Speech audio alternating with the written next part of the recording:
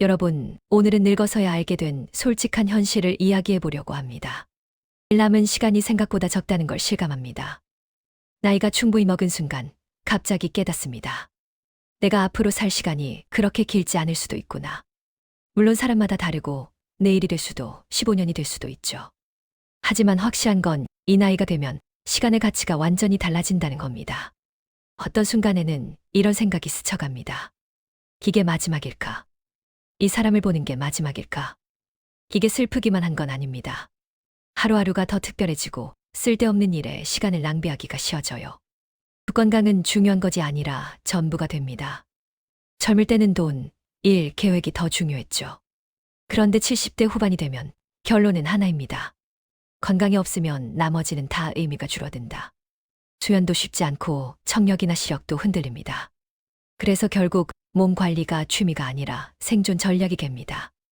독립은 생각보다 쉽게 흔들립니다. 어느 날 한 번의 넘어짐, 한 번의 실수가 내 생활을 통째로 바꿀 수도 있다는 걸 느낍니다. 그래서 위험한 사다리, 미끄러운 길, 무리한 일정, 이런 걸 스스로 피하게 됩니다.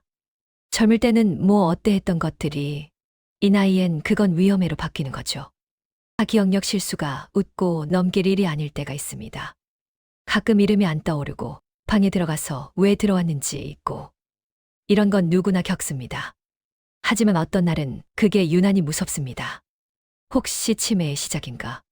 그래서 체크리스트가 필요해지고 부부라 서로 핸드폰 챙겼어? 약 먹었어? 하며 서로를 확인하는 게 일상이 됩니다. 주변 사람들이 하나둘 사라집니다. 이웃이, 친구가, 함께 웃던 사람들이 어느 날부터는 더 이상 보이지 않아요.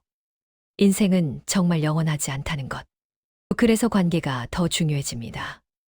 남은 시간이 보이기 시작하면 결국 마음이 가는 곳은 사람입니다. 오래 멀어졌던 가족과도 다시 연락하고 싶어집니다. 그리고 깨닫죠. 인생에서 진짜 남는 건 사랑과 관계라는 것. 물건보다 단순함, 그리고 준비가 중요해집니다. 이 나이가 되면 더 많이 가지려는 마음이 줄어듭니다. 대신 정리해야겠다는 생각이 커져요. 그리고 피하고 싶지만 꼭 해야 하는 것. 유언, 연명의료, 장례 방식 같은 마지막 준비도 가족과 대화하게 됩니다. 마지막으로 진짜 중요한 것만 남습니다. 남이 나를 어떻게 보는지, 경쟁에서 이기는지, 더 큰 집, 더 높은 자리. 이런 건 점점 희미해집니다. 대신 남는 것, 관계의 감사, 오늘의 평온, 그리고 아직 살아있다는 것 자체에 대한 감사.